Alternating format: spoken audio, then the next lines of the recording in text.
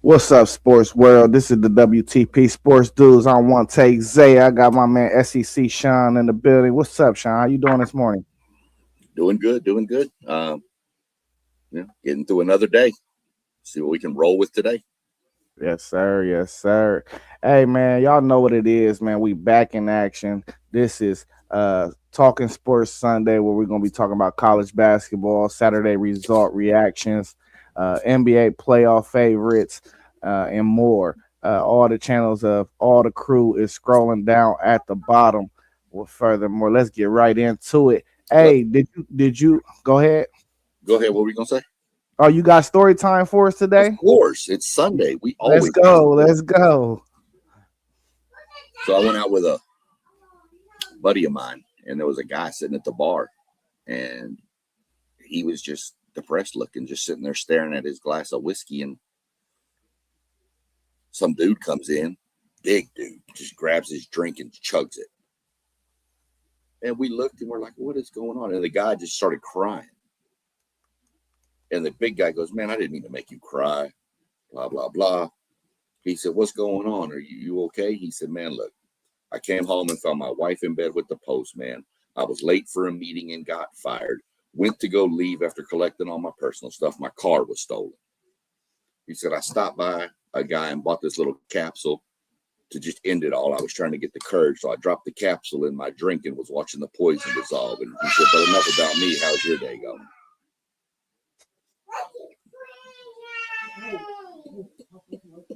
Oh man, that's a rough day, bro. Well, Oh man. got to. Yep. Every Sunday, we're going to have story time for all you people watching. Now that's a real story for real. Somebody that Right. happened to my last night. You hear me? Right. Right. Yeah. Probably. All right, but well, furthermore, man, let's get into this talk, man. Did you catch Houston and Arizona yesterday? Yeah, I did. Kind of went as I mentioned. I figured it would play that way. Houston just was they near the end. Houston went like 8 minutes without making a shot. Um, and that's a credit to Arizona and their defense too. But some of those shots were wide open that Houston normally knocks down. I, I still think they're two of the best four teams in the country. Uh, Arizona made a pretty good statement coming off back-to-back losses to go into a rough environment of Houston and pull out the win. So I thought it played out pretty good. I think both teams might have learned a little bit more about themselves. I think Arizona was without one of their best players too, if I'm not mistaken. Yeah, Call of Pete, he's still out. Yeah, yeah, that's what I thought it was. So um, it was pretty entertaining game. Arizona, I think, did what I said they had to do. They had to start fast, and they did. They kind of jumped on Houston early because if Houston would have jumped out early, that crowd was going to get more and more into it. So I think Arizona did what they did, and I think they've reclaimed themselves as we're still here. We're one of the best, so we're still going to be a force to mess with. So Yeah, man. I think Houston. I don't know. I don't think I see them as a Final Four team no more. I think they just too perimeter heavy. You know, even Chris Sinak, he be playing on that perimeter. I don't think they really got nobody they could throw it down to the block when they got if they had them spurts where they not scoring like they did yesterday, which could happen in the tournament when you see some of these really good defensive teams. I think that's going to be a problem uh, looking forward, man. You got to be able to throw the ball down to the block when you going 4 or 5 minutes without scoring, man. Uh, hey, and we got Melissa Graham in the building. What's up, Miller Graham? How you doing this morning? Feeling real good after last night. I bet you is, you Dookie. We see you dressed all up in your Dookie gear. Hey, but right now we getting our thoughts on Houston, Arizona. Was you able to catch any of the Houston, Arizona game? Yeah, that was a really good game as well. I wasn't expecting Houston to struggle so much at home, but they just were a step behind. I felt like the whole game, even without Koa Pete playing for Arizona. Loco just came and lit everybody up last night. Well, yesterday. Yeah, I was just telling Sean, I think Houston gonna run into some problems. They not really able to throw the ball down to the block when they going through them spurts. They don't really got nobody that can play with their back to the basket. No, and Uzan and Sharp had a difficult game last night too, which was weird. Yeah. And Arizona was playing; they were playing small. I mean, the first time all year they've really kind of played small. I forget who was calling the game. I want to say it was Fran Francella and maybe Booger or maybe Boog too. But they kept talking about how they're going to have to play small sometimes in these first few rounds of a game because they're going to have to match down to some of these, 13 through 15 seeds that they're going to play the first couple of rounds. So it was good to see Arizona actually do it. I love Tommy Lloyd. I think he's a great coach. But it was interesting to see Kelvin Sampson's squad struggle at home. Yeah. Listen, out of all the teams in college basketball, I still think Arizona might clip that number 1 overall seed with their resume, bro. They got the most quality wins in the country. I mean, it's close. It can be there. I think Michigan still actually has a chance to be the number 1 overall. Y'all got anything else to add to that topic? No, I'm just glad to see that Melissa didn't wind up killing you like we thought she was last week. I dipped and dodged her, bro. Oh, okay. He was scared. Threats were made on Friday when I saw him. Don't worry. Hey, I just made sure I was always around the camera, Sean. Mm-hmm. Right. I don't blame you. Stopped me. That would have stopped you. That you already know that's what stopped you. But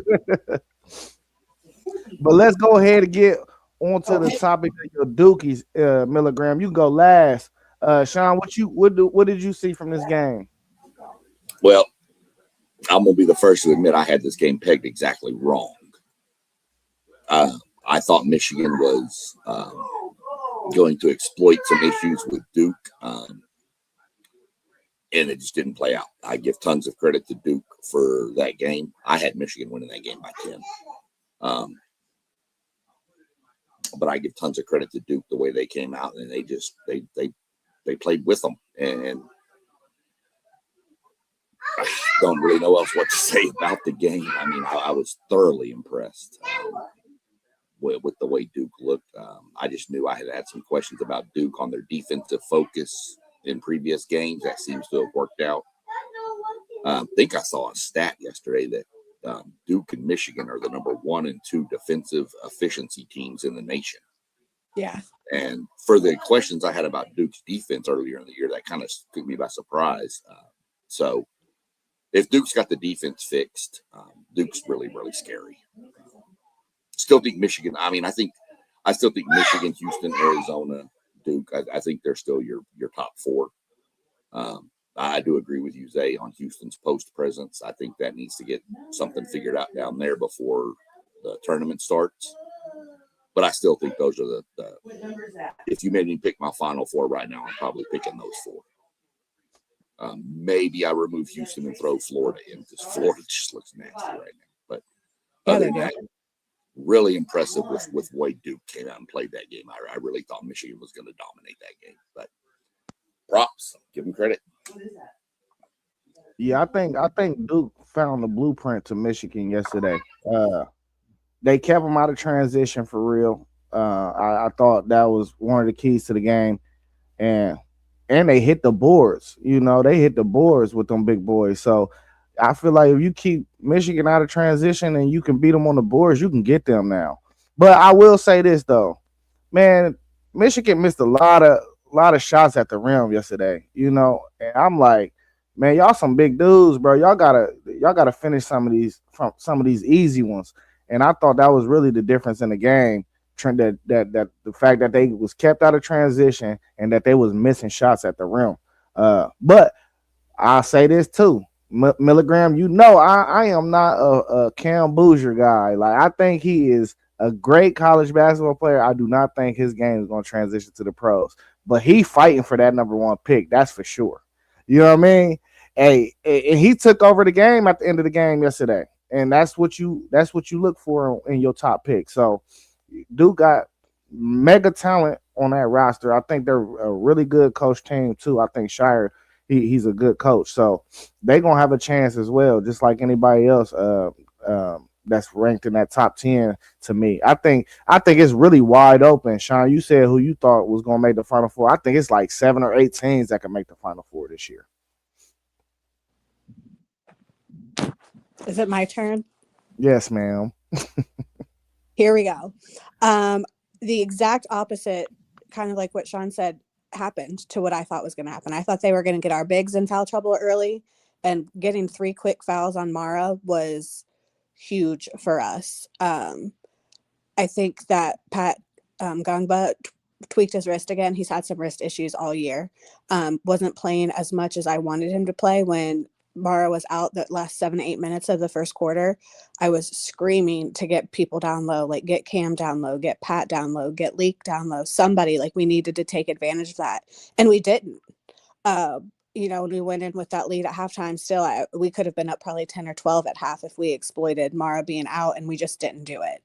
I know that Isaiah Evans gets the green light to shoot threes, but I just need Little Love to understand that every time you touch the ball, you don't need to chuck up a 3, because he was like 1 of 527 yesterday. It felt like, and I think ESPN actually got it wrong at half. They said we were 7 of 10 for free throws. I think we were 3 of 10.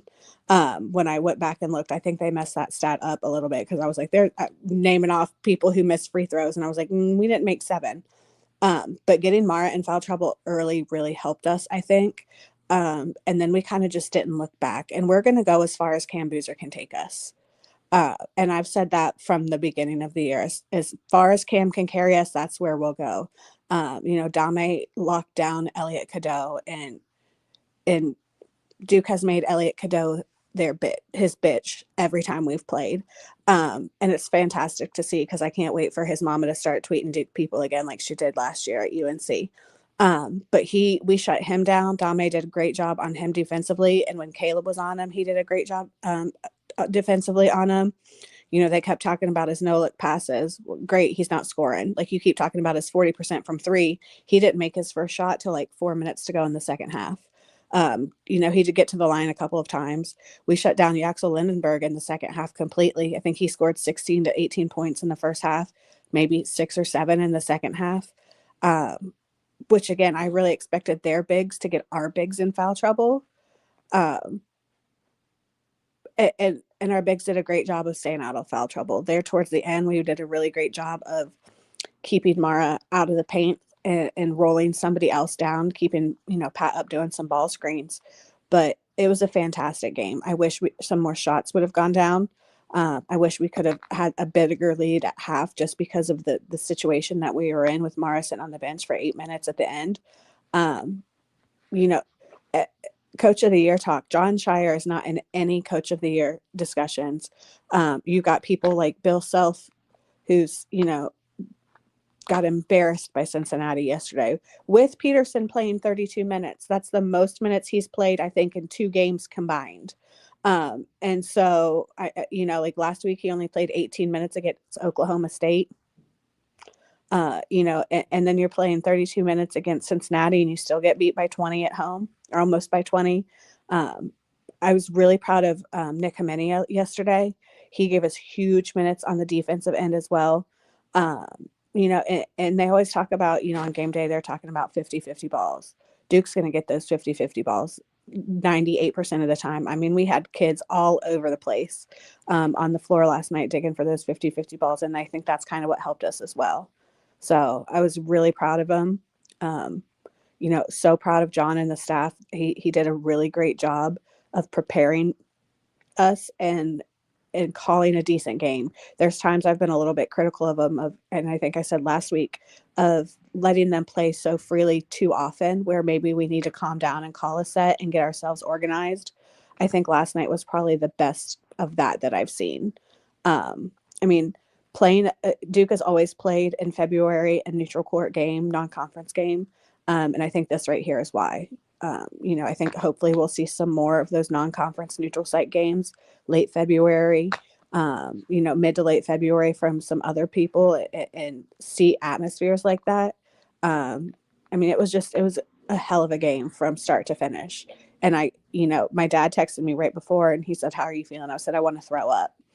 And, so we're calling after timeouts and things like that. And just by the end of the game, I was like, wow, we really did this. Like it could have gone either way. And it could have been Duke losing by 5. It could have been Duke losing by 20. We've seen Michigan go on a heater and just blow teams out before. But our defense was really good. Let's check out Donnell's comment right now. What's up, Donnell? How you doing? He said them refs gave Duke that game with 2 crucial calls at critical times, like that travel when Michigan player dove for the ball and the one on Michigan center when he had to sit out.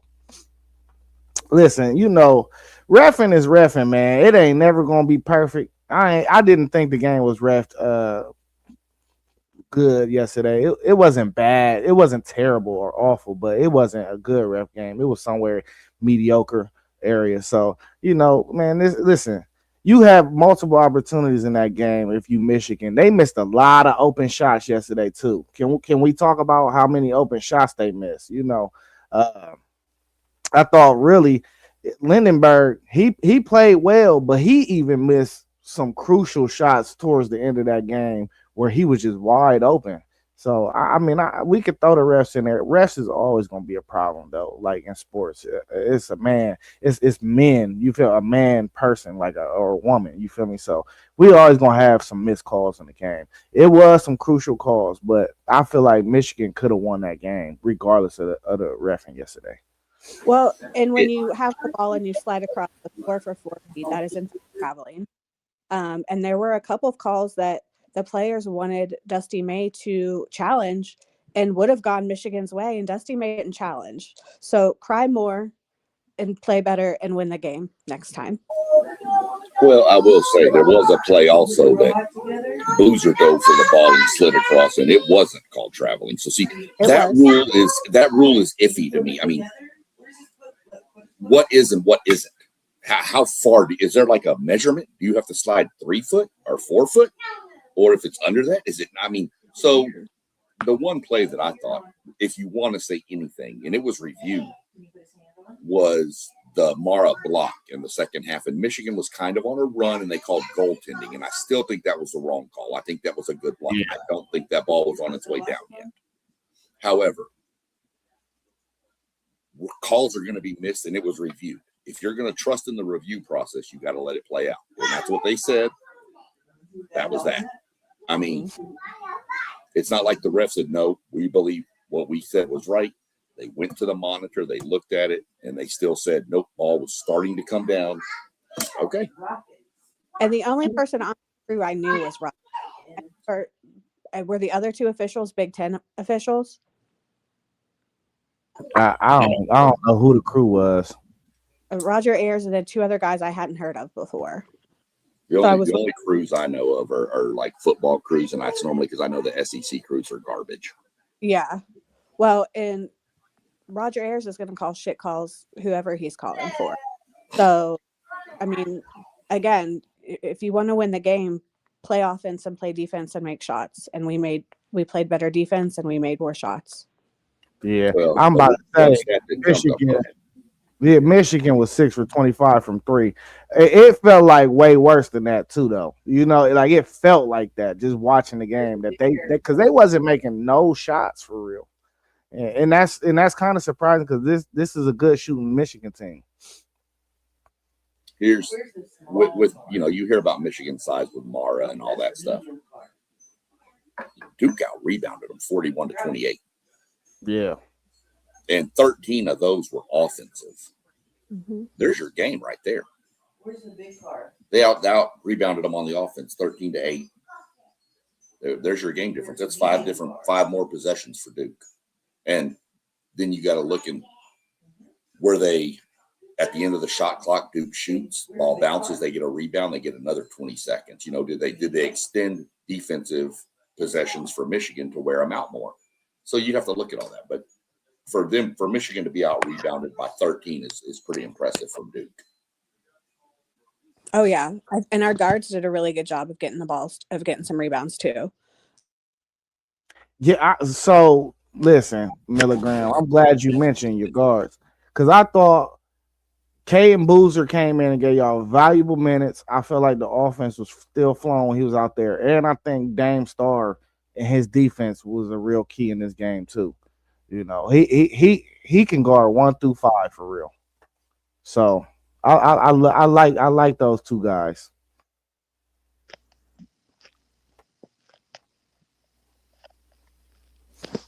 All right, y'all got anything else to add to this? After these two games, you know, think they played out except for one. I went 1-1 on my picks between them, but out of those two games, 50% seems pretty good with you considering who was playing. Yeah. All right, which team or player had the most impressive I performance can't hear you, this Zay. week? Yeah. Can you hear me, Sean? I can hear you. You got to go out. That's why something. See, can you hear me now? Leave out, and come back in. Yeah, leave completely and try to come back in. Yeah.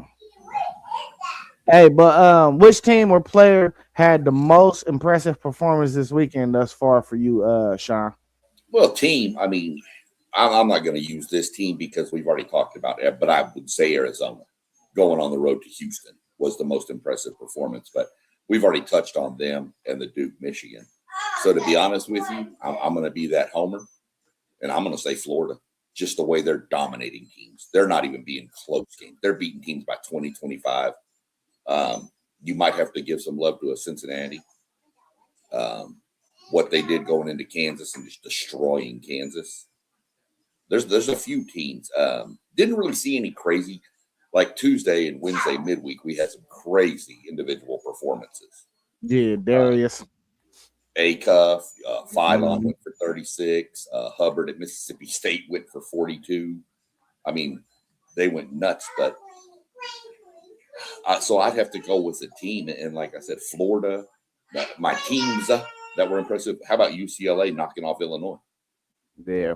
Overtime. Yeah. That actually, according to Joe Lunardi, knocked Missouri into the first four, where they have to play in the first four. And UCLA is now in. So still a little bit to go. But like I said, Florida to me is the most impressive team right now. I think they're playing insane basketball right now. I would agree. Florida is on fire right now. It'll be interesting how the SEC tournament plays out for them, because I think there's 2 or 3 teams right now that can take that title. But you mentioned Acuff, and he might be the best guard I've seen in the country right now. And unfortunately, he's not getting a ton of help around him because of some injuries and things like that happening right now. But my God, is he a good basketball player? Yeah, man. Listen, so AJ nearly had a triple double last night. I gotta give that some credit. You ain't really catching a lot of triple doubles in the college game. He was, I think, 1 assist away from, or 1 rebound, one or the other, away from a triple double. And that's right off a 35-point game that he had on Wednesday, I believe, or Tuesday. It was Tuesday or Wednesday. So he catching the heater right now too. But as far as whole teams, man, I'm gonna have to give it to that UCLA team, because that's an Illinois team that I think could make the Final Four. So to come out with a victory on your home court, that's gonna probably push you right into the bracketology of being one of the first teams in. That was a big time win. I wish my Buckeyes would get a win like that, because we need it. Lord knows we're desperate for one. So I got to give that honor to UCLA. I got to give a little love to, I mean, I know it was K-State, who's not real good, but Texas Tech putting 100 on K-State without Toppin, I mean, Texas Tech's still talented, but that's beating a team by 28 when your best player is out for the year now. It's a pretty good look as to what you've built as a team, in other words, not just like, I mean, even with Peterson playing, Kansas is, who are they? Do we really know whether he's there or not? We just don't know how good they are. But Tech loses their best player, and they just roll on. Now, I agree, Kansas State is not the greatest basketball team this year, but still impressive to me. Yeah, And I I think really forgot that BYU played last night. I forgot that game was on. I went to bed. Yeah, I fell asleep obviously because I'm old and my game wore me out. But I think a team that kind of has impressed me recently and might be a sleeper is St. John's. Yeah. I mean, we talked last week about the Big East and how the conference as a whole is not very good. But the way they beat Creighton, they've got UConn coming up. It's going to be St. John's and UConn in the final of that tournament as well. And I think whoever comes out of that conference tournament as the winner might have a run in them that is going to surprise a lot of people. St. John's is just athletic. And I mean, obviously we all know that Cal can coach, or Patino can coach, but they were fun to watch yesterday. So that's kind of a team I'm kind of quietly keeping an eye on as well. Yeah, no doubt. That's a hell of a ball club, and we know Samson can coach too as well. Hey, y'all got anything else to add about the college basketball world before we switch over to the unrivaled basketball games? You know who's not really getting talked about anymore since they've lost a game or two? Nebraska. Mm-hmm. Yeah. You're not hearing anything about Nebraska since they're not undefeated anymore. And they're just quietly sitting around that 2 or 3 seed right now. Right. They're just, and if I'm a Nebraska, that's where, hey, fine, leave us out. Don't talk about us. We're good. So I was just like, you know what? I haven't heard about Nebraska since they lost a couple times. So yeah, still sitting in the top 10 though. So, yep. All right. Have y'all been able to catch any of the women's unrivaled basketball games? And if you have, can we get your thoughts? Haven't watched, didn't even know what was going on, to be honest with you. I mean, anything I've seen has been on social media, but yeah, I listen. I just came across a game yesterday, and it's real similar to the Big Three, of course. A little bit different in the type of rules, but sometimes the games get it. Like the game I watched yesterday, the game got up to the 90s, so it was like a whole game instead of just like sections, But man, I'm telling you, I think that thing is better than the WNBA. I ain't gonna lie. I think it's a better product than the WNBA. And after I watched it, I got on YouTube because I didn't know what was going on until I came across the game yesterday. And I seen that they basically had like a little all-star event where they had a one-on-one basketball tournament, and the winner received $200,000. And this happened like a week and a half ago. Wasn't that Chelsea Gray? You said what now? I think Chelsea Gray won, didn't she? Yeah, Chelsea Gray beat Alicia Gray.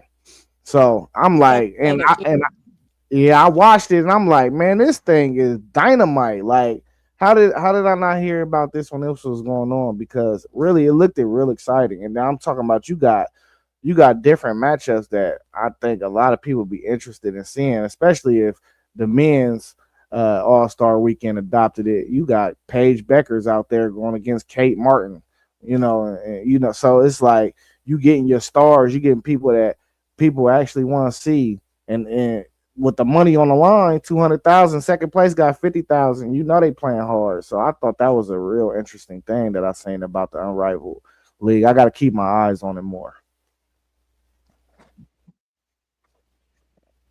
And I'm sure that the pace of that game is fast compared to what you might typically see. Like, I can watch UConn, I can watch South Carolina, I can watch Tennessee women's, Ole Miss, because they move fast.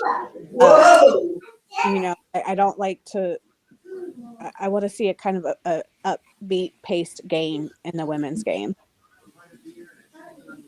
Yeah, it was fun. I think they condensed the court a little bit too, just because it's 3-on-3 and they go on full court, and that's different than the big three. It's not full court, it's some other guys. So all these women are still professional. They're in the midst of their careers. So I think that's a part of the product that makes it better.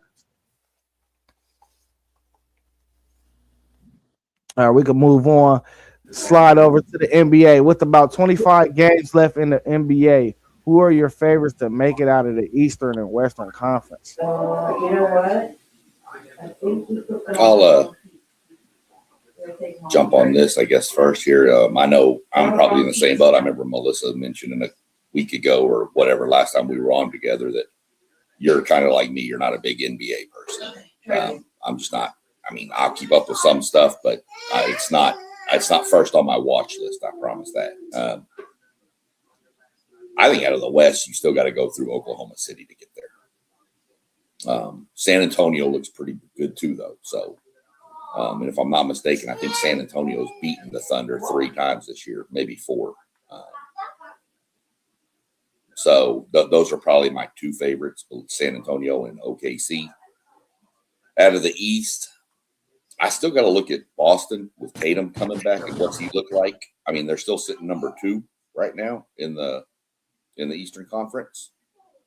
So you got to keep an eye on Boston, Detroit, which is kind of my shocking team for the year is Detroit. I expected Detroit to be better, but not quite this good. But I still think that Boston is the team to deal with, especially with Tatum coming back. Can you imagine getting him back just in time for a playoff run and being well rested and 100% healed? Like, oof. And I just love Jason Tatum. Like, I don't care. I don't have a dog in this fight at all. But if he comes back and he's 100% healthy and well rested, watch out. I mean, I think at this point with what Boston's done, even Tatum at 75, 80% coming off the bench is just, you're bringing in a perennial NBA MVP candidate off the bench now. That's not going to be a good look for other teams in the playoffs. So. Yeah, people was wondering if the Celtics was going to be any good the way they kind of rebuilt their roster before the season started after that injury happened. But yeah, man, I like Boston over there, but I would have to say my favorite it got to be Detroit. What I'm seeing from Cade, man, he just looked like he on another planet right now. So, and I think they got everything you need. They got some scoring, they got length, they got defenders, they got shooting, they got everything they need over there. So they got a tough guy, enforcer. So I just really don't see anybody beating Detroit out there. Now, I do think it's really still wide open. I think Boston can make it. I wouldn't even be surprised if I seen the Sixers make a run or the Cavs, just because the Sixers, when Embiid has been on the court of late, he's been looking like the old Joel Embiid. So if he could be that dominant force, there's nobody out there that can guard him in the East. So, and as the Cavs is, getting somebody like Harden, one of the best shooting guards of all time. I don't like him. I do not like playoff Harden, though. I think he chokes a lot. So I'm going to temper my expectations on the Cavs just because I know sometimes James can disappear in the playoffs. But, man, that Detroit team, you got the Thompson twin.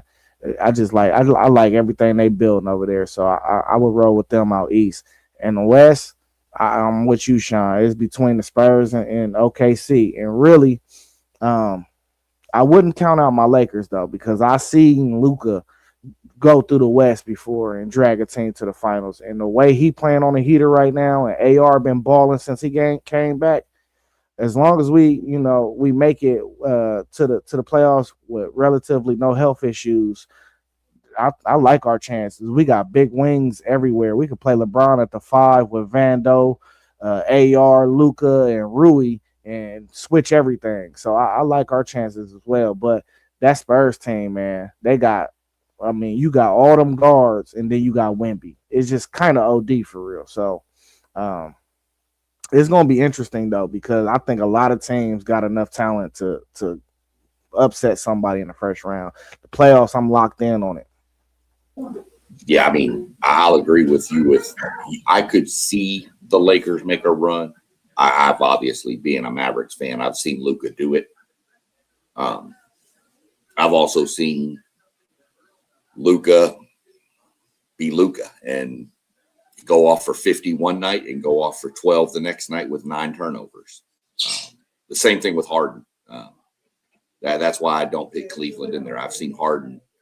You had said you've seen him disappear in the playoffs, and I'll be honest, there's sometimes Houston Rockets fans would have wished he disappeared versus playing when he comes out there and scores 2 points and has like 15 turnovers in a game. That's the Harden you can't have. So, but again, I don't have a dog in the fight. My team is terrible. We do have a Duke on the roster, Cooper. So, Yeah, Kyrie. Listen. Yeah, Kyrie. He's sitting out the whole year. He's going to take the whole year off. They've already said he's not coming back at all. He's just going to wait to come back next year, which I think is the right decision, especially since that way they can tank even more and get a better draft pick. You could have Cam, Coop, and Kai. Yeah, good. Depending on where the draft falls, I almost kind of think I'd like to. I mean, I know Kyrie's kind of getting towards the end or back end of his career. I'd kind of like to see him, if he falls there, pick up Acuff out of Arkansas, pair him with Cooper. I'd like that pick right there. So that's for a future show. Hey, it's a lot of guys you could throw in Dallas, and it'll be interesting. Yeah. For real. That's how deep this draft is for real. Yeah. That's what we had a discussion last night, and I know this is back to college real quick, but I was doing chiming in with a buddy of mine, Drew, down in College Station, doing a watch along for the A&M Oklahoma basketball game. And we were talking about the kid from Indiana, Mackenzie Mbako. Who transferred to A&M. Mm-hmm. And he's been out all year, injured. People were saying, does he come back next year or whatever? And I said, with the way this draft class is stacked, I think he should. Because being out all year, his draft is going to fall down because he hasn't played. And all these freshmen that are jumping in there, I said, I'd come back if I were him just to get an extra year and hope next year's draft class isn't quite as deep as this one.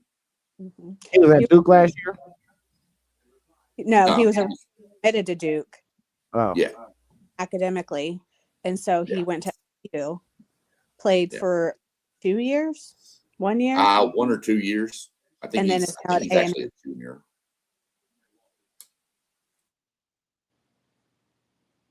So. Yep. Yeah, I ain't familiar with Duke. I don't think. I probably have to sing for real. I know going into the season, they were saying he's probably a top 10 NBA pick, but then hurt his foot or his leg, or I don't know exactly. And he's been out. He played like maybe 4 games, been out all year. And that really that's why you see A&M was such a short, small team, because they have no size. He was their size. So we were talking about it last night. I was just curious. I think if questionable, not just even that kid, but other players, if it's questionable on your draft stock, I think you need to, if you have a chance to come back, you might want to come back and try to increase your draft stock for next year, because this year's class is so stacked. Yeah, for sure. You can go to the NBA and then come back to college now. So, well, they did kick that guy out now. They did. You know, but this is the thing though, Sean. It's kind of tricky, because wouldn't you rather not? Okay, you rather get picked high in the draft. I get that. I understand that. But if you don't, the opposite side is that you're going to a better organization. You know, you're going to a team that's probably in the midst of winning. Got a culture established. You know, so I don't think it's really a negative if you're not going high in the draft. Maybe not, but then nowadays with college, let's throw this trick in there. If you go late in the first round to a team that's going to be competitive, how much does that pay versus how much can you make in college? True. Facts. No, that's a fact. Peterson. If I'm going to get 2 million, yeah.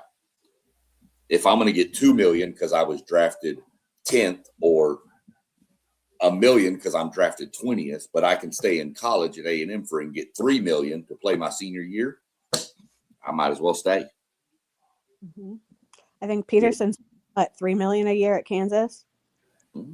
Only playing half the time. And he coach management. He come out of the game when he choose. Right. Hey, I seen a video. He hit a 3 and turned around and tapped Self, and Self took him out. He like, take me to the game, man. That's called control. Hey. All right, hey, listen, this question came straight from a chat that I was in on my phone, and it got kind of heated. Who would you prefer, Kawhi, KD, or Giannis on your team right now? I had to ask this question on stream because everybody think they're right when really this is just a subjective question, and I just wanted to get y'all's thoughts of it. I'll say Giannis. I like Giannis. Yep. I'm saying Giannis too. Well, my brother's gonna be real happy y'all just said that. It's a landslide. Hey, listen, I would say Giannis too, for real. Just right now, gives you more. I think Giannis gives you more at this stage of their careers between those three. I think Giannis gives you more on the defensive end with the rebounding and the blocking and all that versus KD or Kawhi. And I think Giannis can still be a force scoring the ball. I think he's more of the all-around player at this stage of their careers. 10 years ago, I'd probably take Kawhi or KD. But as of right now, I'm taking Giannis. Yeah. Man, go ahead, Milligram. Talking about being at the end of their careers, I think Giannis has a few more years than Kawhi or KD left in them. There are a lot of guys in the league that need to be looking at hanging up their shoes and moving on from ball. Like you're good. You've done your time. You've done what you needed to do in the league. You've done what you needed to do. You've got more money than you know what to do with. Like it's time. You're sitting on the bench injured and in the training room more than you're on the court for some of these guys. And it's time. Bron's my age. It's okay to hang it up. It's Kawhi and KD gets hurt every third game. Like it's okay to say, you know what, I've done what I needed to do and end your career on a high note instead of ending your career with another torn Achilles or another torn knee or something. Like it's okay to hang up your shoes sometimes when it needs to happen. Yeah. Kawhi been on a heater lately though. I ain't gonna lie. He been on a heater, I tell you. So I mean, you really can't go wrong if you got either one on your team, honestly though. But Giannis the only one that got an MVP out of these three too, I think. Am I mistaken? Did KD got an MVP? I think he got an MVP. I thought KD got one. Might have one. Hey, but did y'all catch any of the fights last night? Nope. Oh man. You had Ghost Martin fought Albright. That was the main undercard fight. And then you got Ryan Garcia. He fought Mario Burrows last night. I don't know. I'm into the boxing world. I was able to catch some of that fight. Yeah. I don't watch boxing. Yeah, Ryan tore Mario up last night, man. If I'm watching that, I'm watching UFC. Yeah. UFC. What you like the little more realistic street fight of it? Right. I watched 12th Avenue. You said what? Oh, whatever happened at East 12th Avenue. You are a part of the breakup crew. Know it. Hey, listen, we coming up on 45 minutes. I really ain't got no other topics. Y'all got anything else in the sports world y'all want to talk about? No, it's 1-1 at the end of the second period between the USA and Canada for the gold medal in men's hockey. Yeah. That's Who you think? Who you think gonna pull that out? I'm hoping the USA because I mean, I haven't looked at Canadians roster, but I know like the USA, they got a blue jacket on the roster. At least Zach Rinsky. He's on the roster for the USA team, so really want the USA team to win it, give him a gold medal. Like I said, there could be a couple of blue jackets on the Canadian roster. I really haven't looked at it that close. Yeah, I ain't been tapped into no hockey, but I am planning on going to a game. So let me know what you doing with some tickets now. Man, cause I gotta tap in. I've been saying this for like 2 or 3 years now. And I even used to work downtown right next door to really we were setting up the cones and stuff. This was a little mess. We used to set up the cones when they had the games, the detour traffic and all that. Woo woo. But you used to always see the blue jacket guys coming out of their apartment building, walking straight over to the arena. So ever since then, I was like, man, I gotta tap into a hockey game. And it sucked that I don't drink no more because hockey and beer go together, bro. You'd be surprised. You'd be surprised when you go there because it's actually such a quick-paced game that if you're not like trying to get a beer from the little beer vendor and have to go to the, in between the break, in between the periods, you're going to miss part of the stuff. It's just that fast paced. I mean, when we go to the games, I'm normally one first period, one at the second period, and then I'm done by that time because the third period's on and I'm just sitting there watching. And where we sit, if you order from the beer vendor, it's like a waiter and they add like 15% gratuity to your tip, to your food order, even if it's just one beer. You got them fancy seats. Yeah. Club level. Big money, Sean. Season tickets. It's a fun experience for people in maybe watching this on the chat that don't.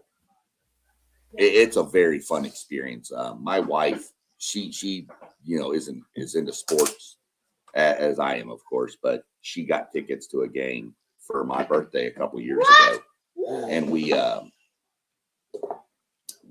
and she was just going because it was my birthday, and then she wound up loving it, and then we wound up buying season tickets, and now she loves to go to the games. Yeah. Columbus puts on a really good fan experience, I'll tell you that. Yeah, what's up, Level Up Sports Team? Hey, my bad, I couldn't make the stream yesterday, man. We celebrated my daughter's birthday. Her birthday is actually tomorrow, but we went to the Winter Festival out in Polaris yesterday, and I had a ball. Got there about 10:30. I live in Polaris. Where is the Winter Fest? It was It was right by Dave and Buster's in this little thing in the mall. Yeah. So they had like bouncy houses in there, just like little balloon. I don't even know what to call it. The balloons was just floating and blowing around. Go in there, play with the balloons, and giving out a whole bunch of candy. She got to meet Bluey, take pictures with Bluey. So it was a good little experience. Yeah. Like I said, I didn't even know about it, or I'd have met y'all over there. Yeah, brought my granddaughter with us. She got all this candy, this cotton candy, man, this ring pops, everything, man. Hey, I had to say the little girl, she dropped a cupcake on the ground and tried to embarrass me and eat it off the ground. I'm like, get your tail over here. We eating off the floor, But she about to be the big two tomorrow, man. Time is flying. Yeah. Happy birthday to we. Happy birthday, big two. Yeah. It feel like just yesterday she was born, bro. I'm telling you. Go ahead. That one you might hear behind me screaming. She turned 3 March 31st. And bro, let me tell you, that next year is amazing. They get so much more involved that next year. It's great. I can't wait, man. Hey, listen, I'm about to take her to her first basketball game on Tuesday. So, you know what I'm saying? Trying to get her in the loop right now, Get her in the loop right now. We're gonna get her interest, pique her interest. She already don't like girl toys. She only like boy toys. She like the dinosaurs. She don't like the Barbie dolls. Yep. What you say, Telegram? Start her thing, she'll turn out. Yeah. Yep. I'm working on mine. She knows. We were watching the race yesterday, and she straight up said, "Oh, it's NASCAR." She already knows. I already got her walking around with the Gig'em sign. I got her doing horns down. We're treating her right. Hey, my last question though before we get off the screen.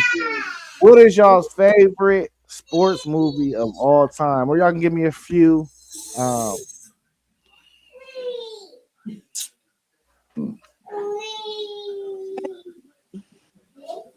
In no particular order. You cutting out, Milligram. You cutting out. I have a top 3. Can you hear me? Yep. Yeah.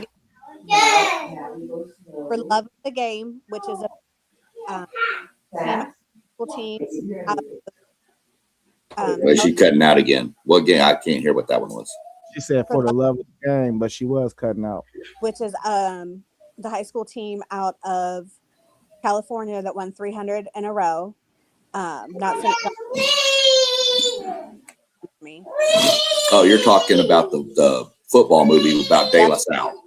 Yeah, De La Yeah. Salle. And my Brian.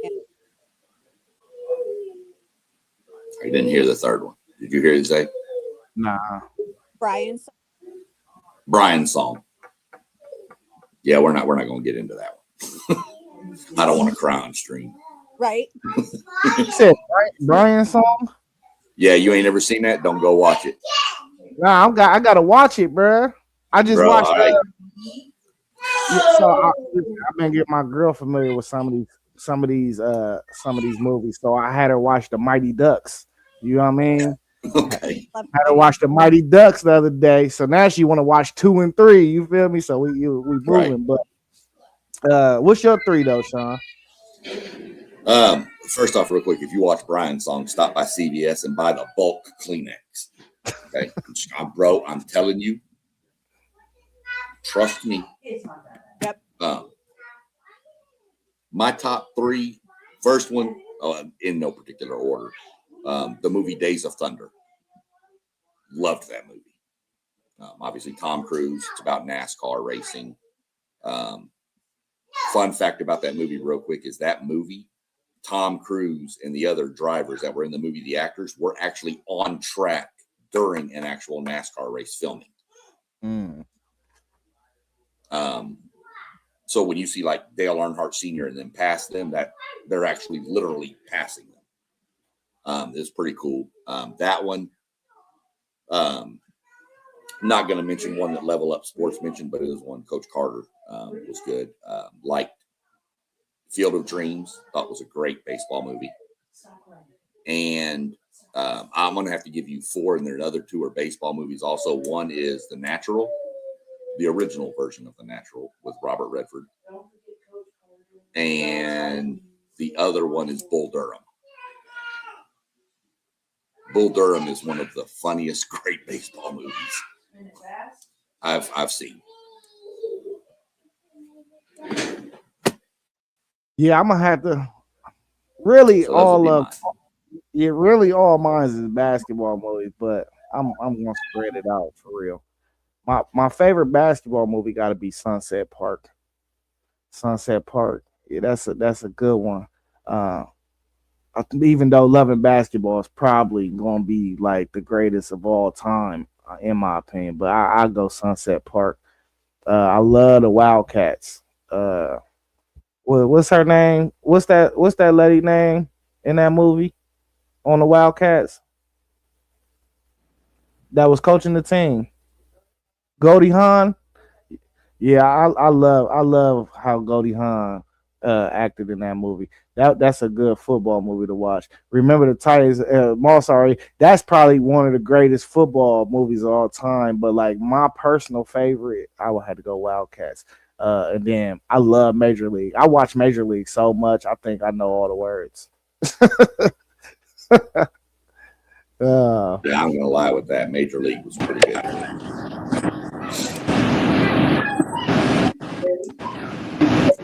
All right, listen, man. You want to watch? If you want to watch a funny football movie, go watch Necessary Roughness. Necessary Roughness. Yeah, it's kind of about like it's quote unquote. It's University of North Texas, and they just have like no players, and they have to bring all these people on from all over the different areas, and they all come together. I think like Mean Joe Green's in it. There's just it's a funny movie. It's a lot of great sports movies though. Like really, he said Blue Chips. Blue Chips. That's a great one. Coach Carter's greatness. Yeah. I mean, there's a ton of them though. There's like Melissa mentioned for Love of the Game about De La Salle. Yeah. There's another one called Dallas Carter, which is about Dallas Carter High School and their football team that was one of the best, if not the best in the nation. Had like 9 D1 kids on it. Jesse Armstead wound up playing for the Giants, was on that team. There was like 9 D1 starters on the defense. Yeah, they were nasty. And then they were ruled ineligible. Then they weren't. Then they were. Then they weren't. Then they won state, and they told them they were ineligible, so they took it away. And then all of them wound up going to prison, except for like 2 of them for robbing stuff. It's a pretty good movie, though. I mean, seriously. Odell Beckham Jr.'s dad was actually in that movie because he was on the team one of the teams Carter beat. So, there's one about the UTEP basketball team. Yeah, I think was that the one that played Kentucky? Yeah. Yeah. Brought his team down. It was the first white versus black game. Yeah. I forget the name of it, but it was a great movie as well. Yeah, I can't remember the name of that one either, but I do remember. That. We Are Marshall is another good one. If you haven't seen that one will have you crying too. There's one, and I just watched it a couple of years ago, about a football player from Arkansas at University of Arkansas, and they give an award because of his glasses. And one of our players, when I was in North Carolina 10 years ago, got that award. So I ended up watching the movie, and that was really good too. It was a great story. Yeah, that was the kid, I believe, that was killed in a car wreck. Yeah. He was actually from the hometown Harrison, Arkansas, where my mother lives. So, see, y'all like the emotional sports movies. I could tell. I like all kinds. I like the funny major leagues. I like the Caddyshack. Give me Air Bud, bro. Yeah, get Air Bud, The Longest Yard, things like that. The funny stuff, but I also like the ones that are. I mean, those are true stories, though. Those are going to be the more emotional. Brian's song's a true story. Yeah, you hip to hurricane season? Nuh-uh. Yeah, hurricane season by the high school basketball team, and they went through Hurricane Katrina. It's based on a true story. It's a good watch. You should watch it. They ended up going to the state finals, even though they had to piece together their team. A lot of them was homeless, and so that's a good watch too. That's one of my favorites of all time too. Yeah, you're always going to find out with the true stories are going to be more emotional based. Yeah, but Brian's song will wreck you. Oh yeah, absolutely wreck you. Yeah, it will. I'm gonna watch it too, and if it don't wreck me, I'm gonna hunt you down this time, Melissa.